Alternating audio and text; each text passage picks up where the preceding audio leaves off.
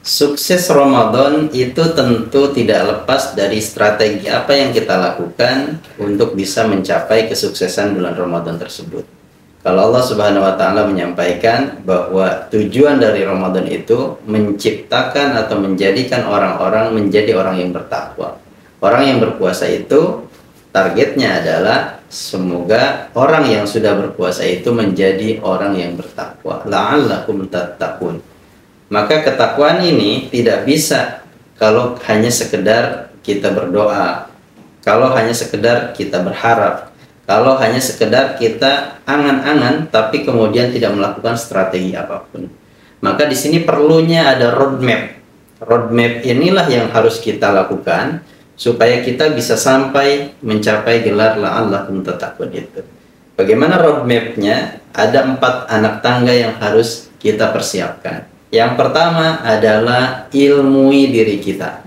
Apa yang dilakukan? Sebanyak-banyaknya kita cari apa yang harus dipersiapkan selama bulan Ramadan. Sebanyak-banyaknya kita belajar tentang hukum, tentang praktek, tentang ibadah, tentang ritual, tentang apapun yang berkaitan dengan Ramadan. Puasanya, zakatnya, sholatnya, ibadah-ibadah yang lainnya kita pelajari dengan seksama, dan itu menjadi bekal bagi kita, dan itu pula yang menjadikan kita menjadi siap ketika Ramadan itu datang.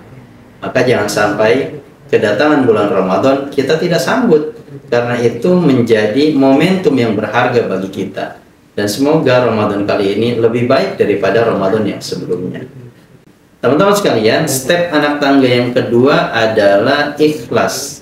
Maka lakukan setiap pekerjaan, setiap ibadah, baik itu yang bersifat vertikal maupun horizontal kepada Allah atau manusia, itu betul-betul dilaksanakan dengan ikhlas. Karena amal tanpa keikhlasan tentu itu hanya kesia-siaan. Mungkin untuk level keduniaan dia bisa mendapatkannya, tapi sayang kalau hanya dunia saja.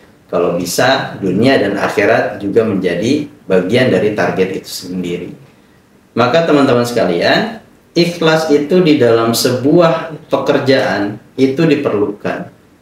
Apapun pekerjaannya, secapek apapun kita, kalau misalkan kita ikhlas, baik itu yang bersifat musibah yang dihadapkan kepada kita, atau misalkan seolah-olah kebaikan atau rezeki yang diberikan kepada kita, walaupun itu bisa jadi musibah juga bagi kita, maka segala sesuatunya harus ikhlas karena Allah Ta'ala. Kalau tidak ikhlas, resikonya ya tidak diterima oleh Allah Ta'ala sebagai pahala yang memang menjadikan kita tabungannya terus bertambah. Yang ketiga, step yang ketiga adalah ihsan. Di mana ihsan ini menjadikan kita punya rambu-rambu. Ketika kita ingin berbuat maksiat, maka kita merasa bahwa Allah melihat kita. Dan ketika kita melakukan ibadah, itu merasa bahwa kita dibersamai oleh Allah Subhanahu wa Ta'ala. Dan ihsan ini harus melekat pada diri kita, karena inilah yang menjadikan benteng bagi kita untuk senantiasa bersama Allah selamanya.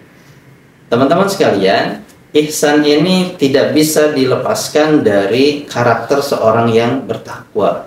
Karena ketakwaan tentunya itu adalah kebersamaan dengan Allah Subhanahu wa Ta'ala.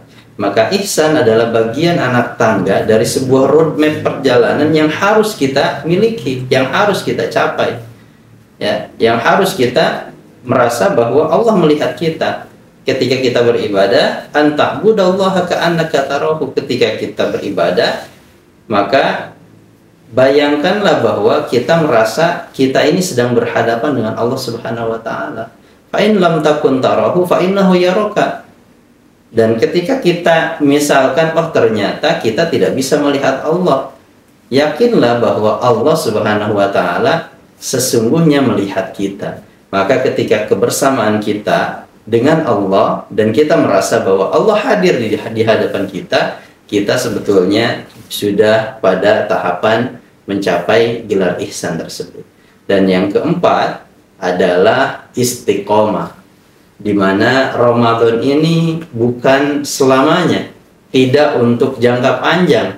Kata Allah, ayyamam ma'dudat, hari-hari tertentu saja, hari-hari di mana kalau kita hitung Ramadan 1 bulan itu estimasinya 30 hari. Maka 30 hari inilah yang kemudian harus kita manfaatkan. Jangan sampai nanti Ramadan selesai tapi ternyata kita tidak bisa mengumpulkan pundi-pundi pahala. Kita tidak bisa mendapatkan ampunan dari Allah Subhanahu wa taala, dan kita bisa lanjutkan ibadah-ibadah atau kebaikan-kebaikan yang sudah kita lakukan selama di bulan Ramadan untuk kita teruskan selama 11 bulan berikutnya, yang nanti mudah-mudahan kita ketemu Ramadan yang akan datang. Mudah-mudahan bermanfaat, dan terima kasih. Hadanallahu wa iyyakum ajmain. Assalamualaikum warahmatullahi wabarakatuh.